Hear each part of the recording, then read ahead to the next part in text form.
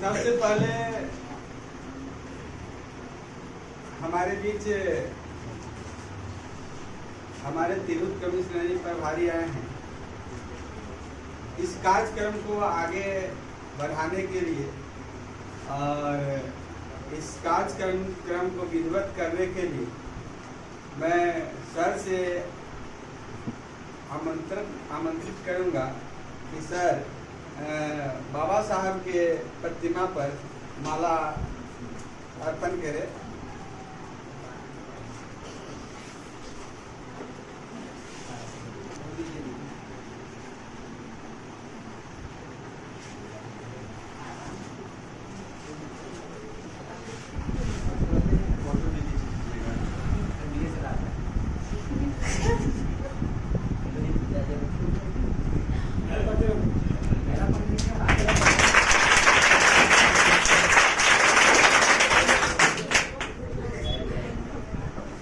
अब मैं आमंत्रित करूंगा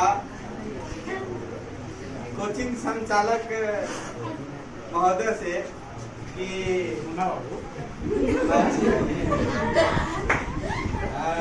चंद्रलोक कुमार भारती मुन्ना बाबू से कि हम लोग के बीच बाबा साहब के आध्यात्मिक गुरु महात्मा गौतम बुद्ध हैं और मैं उनसे आमंत्रित करूंगा ये माला बुद्ध के प्रतिमा पर अर्पित करें।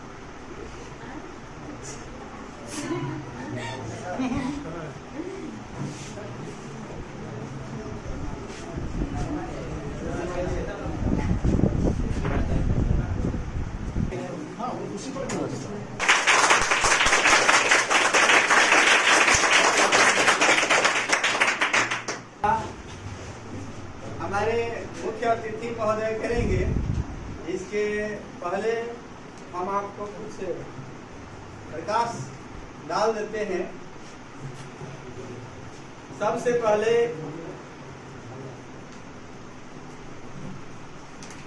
शोषित पीड़ित वंचित और भारत के तमाम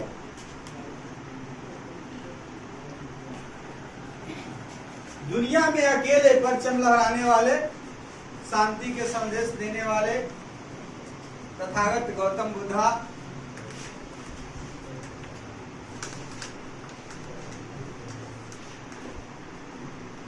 ज्योतिबा फुले सामाजिक क्रांति के जनक और ज्योतिबा फुले जो थे बाबा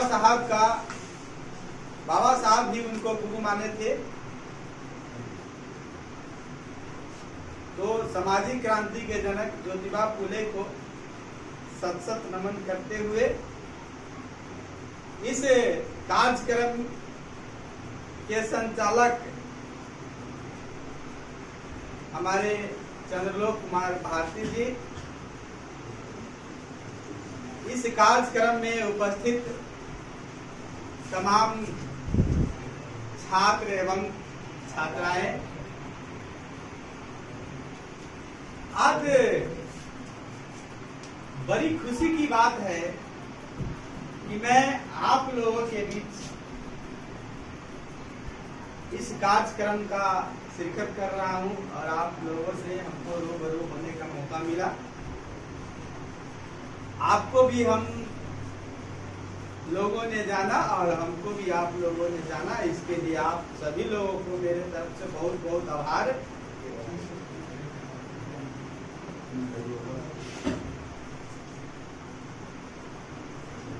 साथियों, आप लोगों को सर पहले ही पढ़ा चुके हैं कि बाबा साहब का जन्म 14 अप्रैल 1891 ईस्वी में मध्य प्रदेश के महू ग्राम में हुआ था। मध्य प्रदेश के महू ग्राम में हुआ था। बाबा साहब के पिताजी का नाम था रामजी सतपाल और बाबा साहब के माता भीमाबाई थी, उनका नाम था भीमाबाई। बाबा साहब अपने माता पिता के 14वें संतान।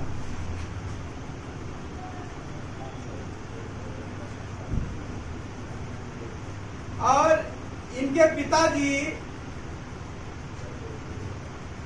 महार रेजिमेंट में सूबेदार थे। महार रेजिमेंट में सूबेदार थे। जब इनके पिताजी का रिटायरमेंट हुआ तो बाबा साहब अपने सब परिवार के साथ महाराष्ट्र के सतारा गांव में चले गए, निवास मतलब बाबा चले गए, निवास करने लगे। और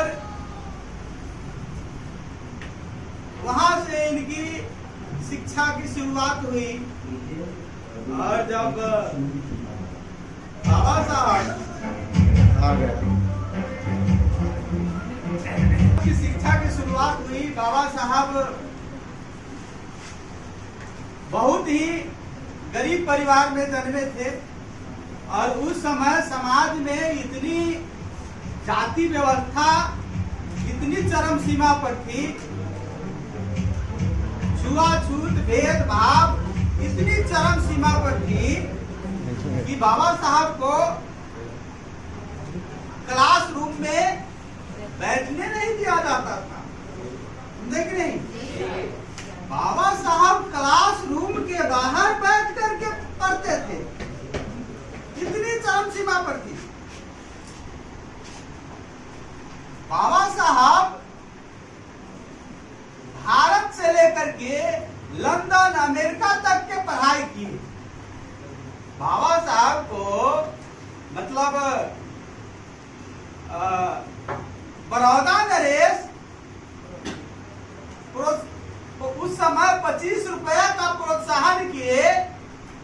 और 25 रुपया के प्रोत्साहन करने के बाद उस 25 रुपया से बाबा साहब लंदन पढ़ने गए। और जब लंदन से पढ़ करके आए, बाबा साहब के घर में इतनी लाचारी थी कि वहां से लंदन से उनको पैसा खत्म हो गया, लंदन से उनको लौटना पड़ा पढ़ाई अधूरी करके।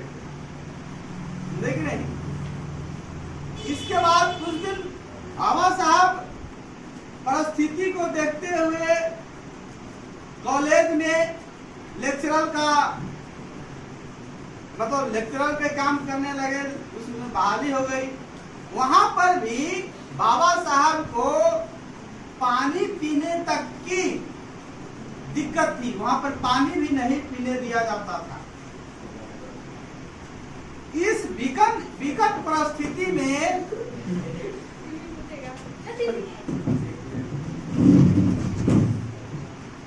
इसमें लेना है दिमाग क्या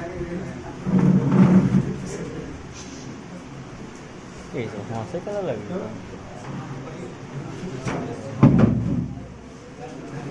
इस विकट परिस्थिति में बाबा साहब अपना शिक्षा ग्रहण किए। और शिक्षा ग्रहण करने के बाद उन्होंने माली समाज में जन्मे ज्योतिबा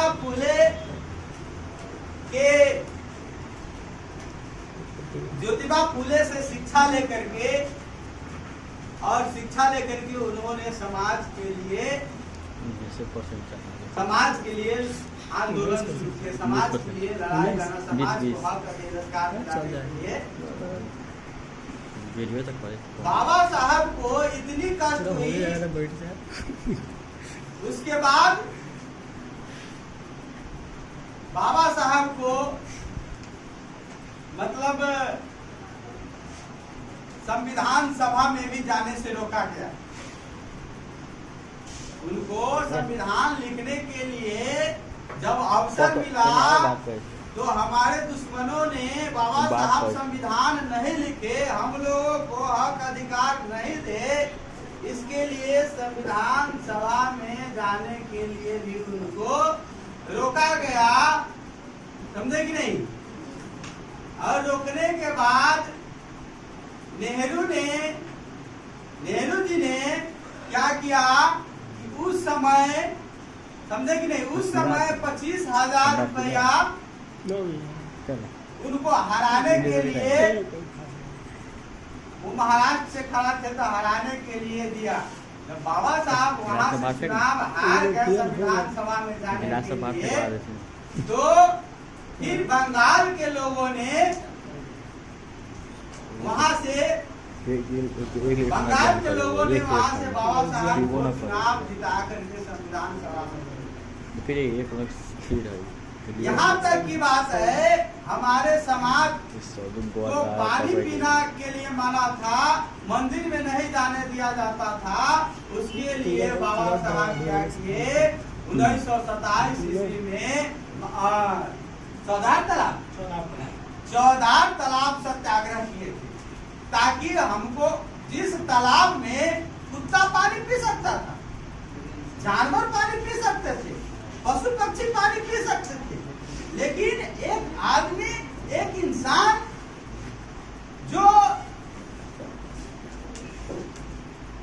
अछूत थे वो पानी नहीं पी सकते थे। उसके लिए 1927 ईस्वी में बाबा साहब ने हम लोगों को पानी पीने के लिए आंदोलन किए, और मंदिर में नहीं जाने दिए थे, नहीं जाने, मंदिर में हम लोगों का प्रवेश नहीं था, तो काला राम मंदिर सत्याग्रह भी किए थे बाबा साहब। काला राम मंदिर सत्याग्रह किए, और बाबा साहब को जब संविधान लिखने का मौका मिला, तो बाबा साहब संविधान में एकदम बारीकी से अपने लोगों को, बारीकी से सभी कानून, सभी आर्टिकल को मतलब संग्रहित कर करके और एक एक कर करके अपने लोगों को अधिकार दिया। महिला, उस समय जाति व्यवस्था इतना चरम सीमा पर थी कि महिलाओं को भी पढ़ने का अधिकार नहीं था, महिलाओं को भी पढ़ने का अधिकार नहीं था। तो अंग्रेज के सहायता से ज्योतिबा फुले और सावित्रीबाई फुले, ज्योतिबा फुले ने सबसे पहले लड़कियों के लिए विद्यालय खोलने का काम किया, सबसे पहला विद्यालय। उसके बाद ज्योतिबा फुले साहब,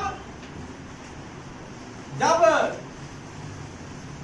ज्योतिबा फुले साहब को जब विद्यालय खोलने में, विद्यालय चलाने में असुविधा हो रही थी, तो वो अपने पत्नी को तैयार किए, सावित्रीबाई फुले को, और पत्नी के सहयोग से, और उनके साथ एक शिक्षिका थी फातिमा शेख।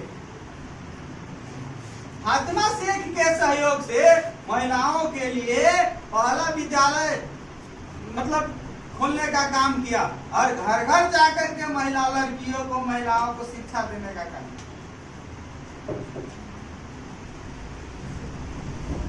समझे कि नहीं। तो हम लोग क्या थे, अधिकार वंचित लोग थे। हम लोग क्या थे, अधिकार वंचित लोग थे। और बाबा साहब के कानून लिखने के वजह से, बाबा साहब ने कानून में अपने कलमों की बदौलत हम लोगों को अधिकार दिया, और बाबा साहब के कानून लिखने के वजह से हम लोगों को अधिकार मिला। हम लोगों को अधिकार नहीं, पढ़ने का अधिकार था, न शिक्षा लेने की अधिकार थी, न संपत्ति रखने की अधिकार थी। समझे कि नहीं।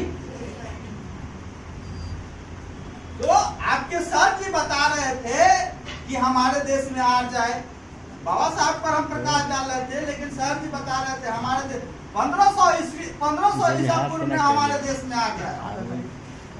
आज का मतलब होता है, आज मीन्स ब्राह्मण। समझे कि नहीं। तो 1500 ईसा पूर्व में, आप लोग की किताब में भी पढ़ाई होती होगी, 1500 ईसा पूर्व में हमारे देश में आ जाया। उस समय हमारा देश जो था, हमारे देश में वर्ण व्यवस्था नहीं थी। हमारे देश में उस समय गण व्यवस्था थी। हमारा लोग उस गण व्यवस्था थी और हमारा लोग बहुत सुखी संपन्न था। हमारा लोग बहुत सुखी संपन्न था। हमारा देश वास्तव में उस समय सोने की चिड़िया थी। समझे कि नहीं? उस समय जातीय व्यवस्था नहीं थी, तो वास्तव में उस समय सोने की चिड़िया थी। जब 1500 ईस्वी में 15,000 ईसा पूर्व में आर्य आया, तो आर्य मीन्स ब्राह्मण, तो हम लोगों को 4 वर्णों में विभाजित किया। हम लोग सभी एक थे। हम लोग आपस में भाई भाई थे, मिलजुल करके रहते थे। समझे कि नहीं? हम लोगों की संस्कृति बहुत विकसित संस्कृति थी। हम लोग की संस्कृति जो थी बहुत विकसित संस्कृति थी और हम लोग सही मिलजुल करके रहते थे। जब 15,000 ईसा पूर्व में आर्य आया, तो हम लोगों को पहले वर्ण व्यवस्था में विभाजित किया। समझे कि नहीं? वर्ण व्यवस्था में सबसे पहले सबसे ऊपर ब्राह्मण को रखा। समझे कि नहीं? उसके बाद क्षत्रिय, उसके बाद वैश्य, उसके बाद शूद्र। समझे कि नहीं? तो ब्राह्मण को रखा। तो ब्राह्मण जो है, ब्राह्मण वर्ण भी है और ब्राह्मण जाति भी है ना? ब्राह्मण वर्ण भी है और ब्राह्मण जाति भी है। ब्राह्मण में समझे कि नहीं? ब्राह्मण का वर्ण और जाति समान है। ब्राह्मण का वर्ण और जाति समान है और वो अपने आप को सबसे ऊंचा साबित किया। समझे कि नहीं? शिक्षा ग्रहण करने की अधिकार सिर्फ इसको थी, ब्राह्मण को। संपत्ति रखने का भी अधिकार सिर्फ इसको। समझे कि नहीं? तो शिक्षा और संपत्ति दोनों रखने का अधिकार सिर्फ इसी का था। समझे कि नहीं? उसके बाद क्षत्रिय, क्षत्रिय को कहा शिक्षा, संपत्ति और हथियार। पहले इसको था, लेकिन जब क्षत्रिय पद बनाया तो क्षत्रिय को कहा कि आप हथियार रख सकते हो। समझे कि नहीं? शिक्षा भी दे सकते हो। समझे कि नहीं? वैश्य को कहा कि आप संपत्ति रख सकते हो। हमारा लोग वैश्य का मतलब ये होता है, हमारा लोग कहते हैं तेली, सूरी, कानू, तलवार, ये सब भी कहते हैं कि हम लोग वैश्य है। नहीं, आप लोग वर्ण व्यवस्था के अनुसार आप लोग वैश्य नहीं है। वर्ण व्यवस्था के अनुसार आपको शूद्र के श्रेणी में रखा गया है। वैश्य का मतलब ये होता है मरवाड़ी वाला वैश्य। खानदान से आते हैं? नहीं आते हैं। इसलिए टाटा बिरला वाला वैश्य कहे हैं कि देश की अधिकतर संपत्ति पर अभी टाटा बिरला का अधिकार है कि नहीं है? धीरू भाई अंबानी, मुकेश अंबानी, है ना? टाटा के अभी इससे पहले कितना कार, प्लेन सब। समझे कि नहीं? वो वाला वैश्य। आप लोगों को तो देश के चौवन्नी संपत्ति पर भी अधिकार नहीं। पूरे देश के संपत्ति पर टाटा बिरला तो फिर कोई चौवन्नी संपत्ति डालमिया उस सब का अधिकार। तो वैश्य के श्रेणी में उन लोगों को रखा गया और हम लोगों को शूद्र की श्रेणी में रखा गया। जितने भी इधर बैकवर्ड कास्ट की जातियां है, ईबीसी, बीसी, अभी बिहार में क्या हुआ है? बिहार में या केंद्र में अभी ईबीसी और बीसी की जातियां में से 2 पार्ट कर दिया ईबीसी। समझे कि नहीं? अत्यंत पिछड़ी जातियां और पिछड़ी जातियां। समझे कि नहीं? तो अत्यंत पिछड़ी जातियां में तेली, सूरी, कानू, कलवार, हजाम, कुमार, इस सब को रखा। समझे कि नहीं? लेकिन केंद्र में अभी सबका मान्यता क्या है, समान है, उसको ओबीसी ही बोलते हैं, अदर बैकवर्ड क्लास ही बोलते हैं। समझे कि नहीं? तो हम लोगों को 4 वर्णों में विभाजित किया, समझे कि नहीं? तो बाकी निचले का जो वैश्य का था संपत्ति रख सकता है, अब बाकी निचला जो वर्ण था शूद्र, उसको कहा कि तुम लोग सेवा करने लायक हो। तुम लोग ऊपर के 3 वर्णों को तुम लोग सेवा करोगे। सेवा कैसे करोगे? तो क्या किया कि हमारा लोग इकट्ठा नहीं हो, हमारा लोग एक नहीं हो, इसके लिए क्या किया? जाति व्यवस्था का निर्माण। समझे कि नहीं? वर्ण व्यवस्था में भी क्या किया? जाति व्यवस्था का निर्माण किया, और जाति व्यवस्था के निर्माण में ब्राह्मण जाति भी है और वर्ण भी है, वो अपने को एक वो जाति रखा, जाति भी वही और वर्ण भी वही। क्षत्रिय में राजपूत भूमियार को रखा, समझे कि नहीं? वैश्य में बताइए दिए हैं, और शूद्र में बाकी जितनी भी जातियां हैं, सूरी, कानुकलवार, मरकोर, मुसहर, डागर, जावा, कोयरी, कुर्मी, सतवा, हमने इस सब को शूद्र में रखा, और इसको कहा कि बाकी के ऊपर 3 वर्ण जो है उसकी सेवा आपको करनी है, आपको दास बन के रहना है। दास का मतलब नौकर, समझे कि नहीं? और दास बन के रहना है और उसको सेवा करना है। सेवा कैसे करना है? तो तेली जाति बनाया, तो तेली का काम दिया कि तुम तेल बेर करके हमारे यहाँ पहुँचाओ, समझे कि नहीं? चमार का काम दिया कि तुम चमड़ा के जूता चप्पल बना करके हमारी सेवा करो, हमारे यहाँ पहुँचाओ। यादव का काम दिया, तुम माल ऐसी गाय पालो और उसका दूध निकाल करके हमारे यहाँ पहुँचाओ, समझे कि नहीं? उसी तरह से कुम्हार का काम दिया कि तुम मिट्टी का बर्तन करो और मिट्टी का बर्तन करके हमारे यहाँ पहुँचाओ, समझे कि नहीं?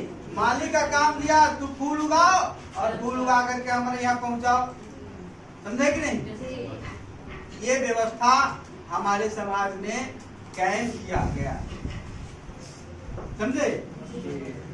इन सारे अधिकारों को क्या किया कि बाबा साहब जब हम लोगों को मतलब बाबा साहब को संविधान लिखने का मौका मिला, तो इन सारे जो अधिकार हमारा वंचित कर दिया गया था, मनुस्मृति में हम लोगों को लिखा गया था। बताया है सर कि ब्राह्मण मतलब जो शूद्र शिक्षा ग्रहण करेगा उसको आंख में शीशा पिघला के डाल दो, जो शूद्र कथा रामायण वाचन सुनेगा उसके कान में शीशा पिघला करके डाल दो, समझे कि नहीं? ऐसा मनुस्मृति में दिया गया है, समझे? जो धन संपत्ति रखेगा, समझे कि नहीं, उसको भी दंड निर्धारित किया गया, समझे कि नहीं? तो इन सारे अधिकारों को समाप्त करने के लिए 25 दिसंबर को बाबा साहब मनुस्मृति को जलाया, समझे कि नहीं? और मनुस्मृति को जलाए थे, और महिलाओं को अधिकार देने के लिए बाबा साहब संविधान में बाबा साहब हिंदू कोड में लाए थे। महिलाओं को पढ़ने का अधिकार मिले, स्वतंत्र रहने का अधिकार मिले, महिला अपना इच्छा से अपनी मर्जी से पढ़ सकती है, आगे बढ़ सकती है। समाज में पहले हमारे समाज में पर्दा प्रथा थी, समझे कि नहीं? पर्दा प्रथा का मतलब ये होता था कि समाज हमारी महिलाएं जो थी घर से बाहर नहीं निकलती थी। हमारी महिलाएं जो थी घर से बाहर नहीं, पर्दा के बाहर नहीं जाती थी। अगर पर्दा के बाहर जाती थी तो हमारे समाज में जो परंपरा था, समझे कि नहीं? हमारे समाज में जो परंपरा था, हमारे घर के सदस्य ही जो बूढ़े लोग थे उन पर टूटते थे कि कोई देख न लेगा, समझे कि नहीं? जिससे क्या हो जाती थी, होता था कि हमारी महिलाएं अधिकार वंचित रह जाती, समझे कि नहीं? आज हिंदू कोड में ला करके बाबा साहब ने महिलाओं को अधिकार दिया और अधिकार दे करके आज देखिए महिला पढ़ लिख रही है, पढ़ रही है, कलेक्टर बन रही है, एसपी बन रही है, प्रधानमंत्री बन रही है। सबसे पहला प्रधानमंत्री ये इंदिरा गांधी महिला थी ना? समझे कि नहीं? तो बाबा साहब के कानून के बदौलत आज हम लोगों को इतना बड़ा अधिकार मिला। उन महापुरुषों का जन्मदिन हम लोग मना रहे हैं। जितना अधिकार हम लोग अपने समाज में 56 कोटि देवी देवता को मानते हैं ना? 56 करोड़ देवी देवता, जिसका 56 करोड़ आपको गिनते गिनते तबाह हो जाइएगा। समझे कि नहीं? नहीं कहता 56 कोटि देवी देवता वो मानते हैं, समझे कि नहीं? और 56 कोटि के देवी देवता के मानते हैं। आज तक वो 56 कोटि देवी देवता आपको एक भी अधिकार बाहर किया है? आप नाम बताइए, कौन अधिकार आपको दिया है? नहीं दिया। आप सोमवारी करते हैं, मंगलवारी करते हैं, बुधवारी करते हैं, बृहस्पतिवारी करते हैं कि नहीं करते हैं? दुर्गा नवरात्रि करते हैं, छठ करते हैं, चैती पूजा करते हैं। आपका क्या अधिकार मिला उसमें? सब मानने के लिए मानते पैसा दिया होता है, तो कुछ भी नहीं मिला। इसका मतलब व्यर्थ में हम अपना ऊर्जा उसमें बर्बाद कर दिए, व्यर्थ में हम अपना संपत्ति बर्बाद कर दिए, अर्थ बर्बाद कर दिए। समझे कि नहीं? हम लोगों को ऊर्जा वहाँ लगाना चाहिए जहाँ से कोई न कोई चीज प्राप्त हो। अगर आप लोग अपना ऊर्जा एजुकेशन में लगाइएगा तो जितना समय आप पूजा पाठ पर दीजिएगा उतना समय आप एजुकेशन में लगाइएगा तो 100% सफलता मिलेगी। भगवान और भाग्य के भरोसे कभी भी आदमी को नहीं रहना चाहिए। अपने मेहनत के बदौलत काम करना चाहिए। समझे कि नहीं? बाबा साहब जो थे कभी भगवान और भाग्य के भरोसे काम नहीं किए। तथागत बुद्धा जो है दुनिया में शांति का संदेश दिए अकेला। समझे कि नहीं? उन्होंने कभी भगवान को नहीं माना। तथागत बुद्धा मतलब आज के डेट में भारत के अलावा 32-33 देशों में, समझे कि नहीं, बौद्ध हम लोग अपनाया है और बुद्धा को मानता है। केवल भारत में ही, समझे कि नहीं, जहाँ पे बुद्धा का मतलब यहाँ हमारे देश के प्रधानमंत्री जाते हैं बाहर तो कहते हैं हम बुद्धा के धरती से आए हैं। क्या कहते हैं? हम बुद्धा के धरती से आए हैं। लेकिन हमारे यहाँ क्या है? बुद्धा के बदले, बुद्धा के नाम के बदले लोग क्या करते हैं? जय श्री राम का नारा लगाते हैं।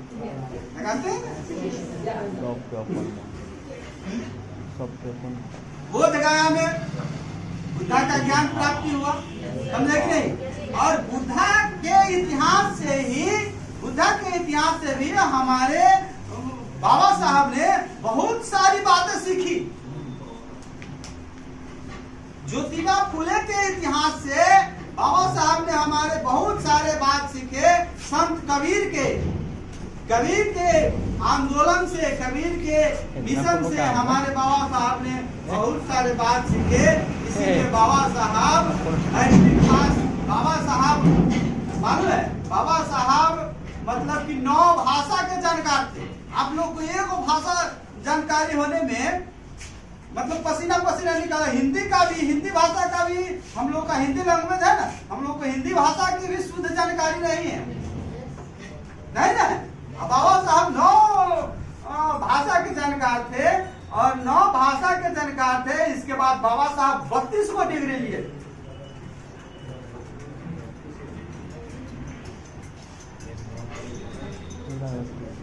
बाबा लिए थे और 32 को डिग्री लेने के बाद, समझे कि नहीं, बाबा साहब को आज हम लोग पूरे आज के दिन में पूरा विश्व बाबा साहब की जयंती मना रहा है। क्या बाबा साहब तो चले गए। बाबा साहब की मृत्यु हो गई 6 दिसंबर 1956 को। समझे कि नहीं?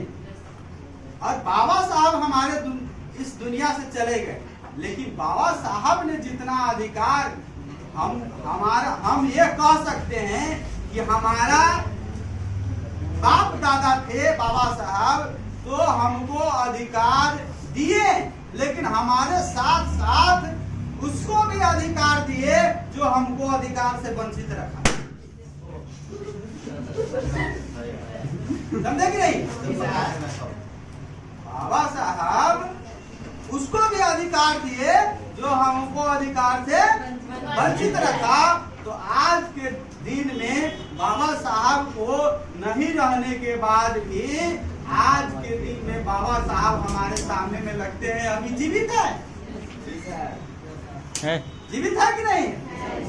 तो हम लोगों को बुद्धा के इतिहास से, बाबा साहब के इतिहास से और ज्योतिबा फुले के इतिहास से अपने जीवन में सीख लाना चाहिए और उनके विचारधारा को मानना चाहिए और अपने जीवन में उतारना चाहिए। समझे कि नहीं? बाबा साहब कहे थे, शिक्षा शेरनी का वह दूध है जो पिएगा वो दहाड़ेगा।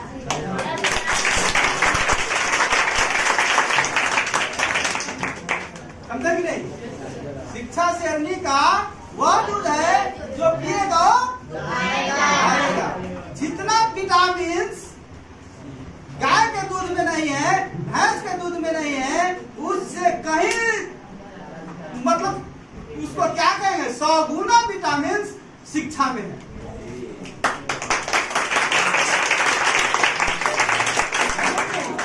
आप शिक्षा के बदौलत दुनिया के हर मकाम को हासिल कर सकते हो। समझे कि नहीं? अगर शिक्षा नहीं रहेगी तो कोई भी मकाम हासिल होने वाला नहीं है। समझे कि नहीं? बाबा साहब अपने जीवन में 18 घंटा स्ट्रगल करते थे, 24 घंटा में 18 घंटा।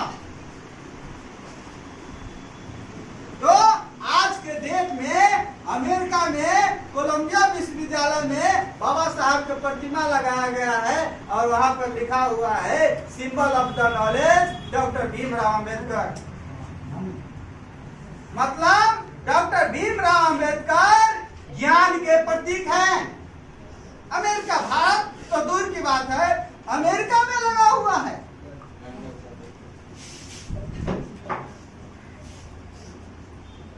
समझे कि नहीं? तो हम लोगों ने हमने आप लोगों से पूछा, आप लोग अपना परिचय दो और अपना लक्ष्य बताओ। तो किसी न मतलब सभी लोगों ने अलग अलग लक्ष्य बताया और सभी लोगों ने कहा कि हम अभी सोचेंगे। अरे तुम कब सोचोगे? तुम्हारी समय समाप्त हो रहा है। तुम मैट्रिक करोगे, इंटर करोगे ना? मैट्रिक इंटर करोगे, गार्जियन कहेंगे हमारे बच्चा अब पढ़ लिख करके होशियार हो गया है, अब हमारे बच्चे को शादी कर देना बहुत एक नंबर बात।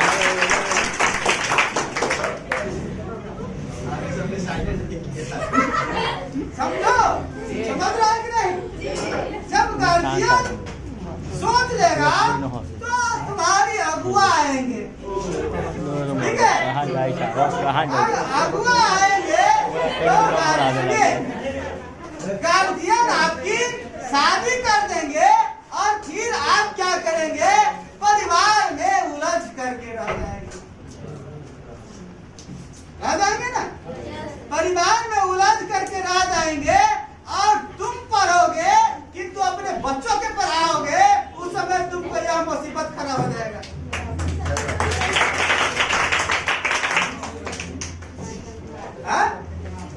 तुम पढ़ोगे, तुम अपने बच्चों के पढ़ाओगे, एक तुम्हारे पास मुसीबत खड़ा हो जाएगा।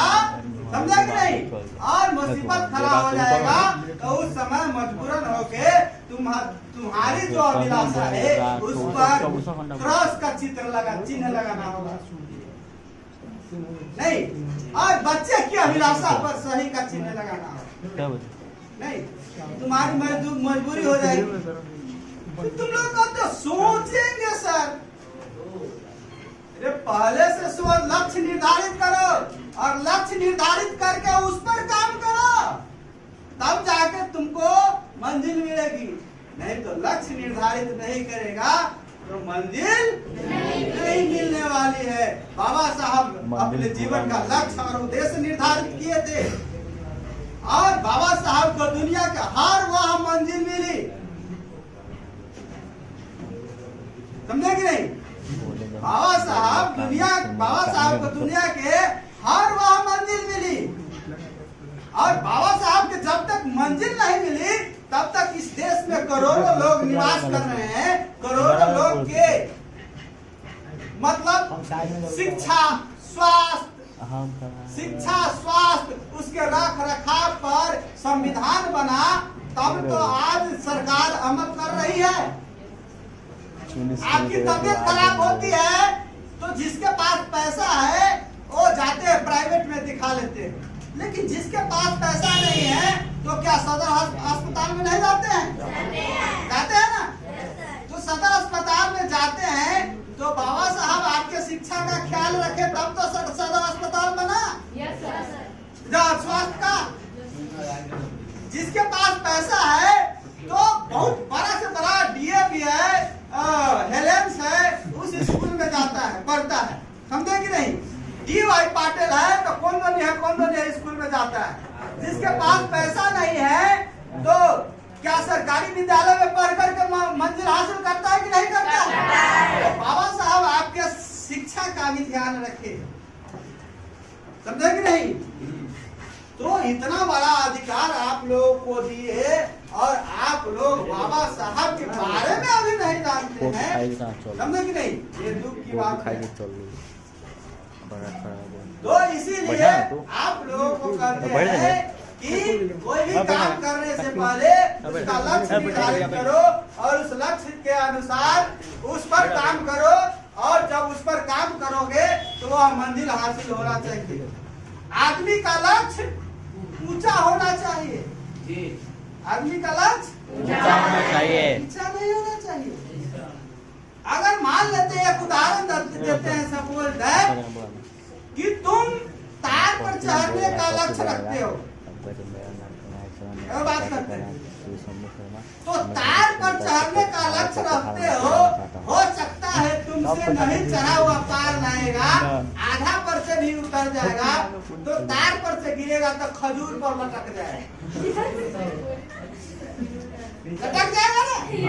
मतलब तुम IAS बनने का शौक रखते हो तो तुम IAS की तैयारी करोगे, तो अगर IAS की तैयारी करोगे तो IAS नहीं बन पाओगे तो किरानी जरूर बन जाओगे, वीडियो जरूर बन जाओगे। अगर IAS नहीं बन पाओगे तो वीडियो जरूर बन जाओगे, मतलब तार पर से गिरोगे तो खजूर पर लटक जाओगे। अगर हम खजूर पर चढ़ने की तैयारी करेंगे तो उस पर से गिरेंगे तो हम चपरासी भी नहीं बन पाएंगे, समझा कि नहीं? तो लक्ष्य ऐसा निर्धारित करो, समझा कि नहीं? लक्ष्य ऐसा निर्धारित करो कि हमको अगर उस मंजिल पर नहीं पहुंच पाए तो वीडियो सीओ जरूर बन जाए, अगर वीडियो सीओ नहीं बने तो किरानी चपरासी जरूर बन जाए। अगर तुम किरानी चपरासी की तैयारी करोगे तो कोई मंजिल तुमको मिलने वाला नहीं है। याद करके सुन लो, कह रहे हैं, समझे कि नहीं? तो ये सारी बात है, बाबा साहब ने हम लोगों को बहुत बड़ा अधिकार दिए, 1 man 1 वोट का अधिकार दिए। 1 man 1 वोट मतलब बाबा साहब कहे कि हमारे देश में जो 18 साल के नागरिक होगा अपने मन से, अपनी इच्छा से अपना भाग्य विधाता तय करेगा। भाग्य विधाता मतलब अपना सरकार बनाएगा, समझे कि नहीं? अपना सरकार बनाएगा अपने वोट से। बाबा साहब ने क्या किया, पहले हमारे यहाँ राजतंत्र थी, क्या थी? राजतंत्र में क्या होता था? राजा के बेटा ही राजा बनता था। राजतंत्र में क्या होता था? राजा का बेटा ही राजा बनता था। लेकिन बाबा साहब ने उस रानी के पेट का ऑपरेशन कर दिया। समझे कि नहीं? क्या कर दिया? ऑपरेशन कर दिया। कहा कि अब राजा के रानी के पेट से राजा पैदा नहीं होगा, अब गरीब जनता के घर से राजा पैदा होगा। नहीं, अब गरीब जनता के घर से राजा पैदा होगा। और समझे कि नहीं? लोकतंत्र की व्यवस्था कायम हुई। और लोकतंत्र में क्या होता है? जनता मालिक होता है। लोकतंत्र में क्या होता है? जनता मालिक होता है और जनता अपने वोट से राजा बनाता है। जनता अपने वोट से राजा बनाता है और वह राजा जनता के लिए काम करता है। समझे कि नहीं? आप लोग मुखिया, एमएलए, एमपी चुनते हो कि नहीं? अपने वोट से चुनते हो ना? वो जीत करके जाता है तो कोई एमएलए जीत करके जाता है तो वो मुख्यमंत्री बनाता है, और एमपी जीत करके जाता है तो प्रधानमंत्री बनाता है। समझे कि नहीं? तो वो जो जनता के द्वारा चुनी हुई सरकार है वो जनता के भविष्य के लिए, जनता के हित के लिए काम करती है। समझे कि नहीं? तो अगर मैं इन सारे विषयों पर बोलता रहूं तो आप लोग सुनते रह जाइएगा, लेकिन यह समाप्त होने वाला नहीं है। समझे कि नहीं? आगे हमारे मुख्य अतिथि महोदय भी है, ये भी बहुत विस्तार से बताएंगे। हमसे ज्यादा कहीं ये सीनियर है, हमसे ज्यादा इनको नॉलेज है। समझे कि नहीं? तो ये हमसे ज्यादा बताएंगे। समझे कि नहीं? तो आप लोगों ने हमारी बात को ध्यान पूर्वक सुना। इसी आशा और विश्वास के साथ मैं अपनी वाणी पर विराम देता हूँ। जय भीम, जय भारत।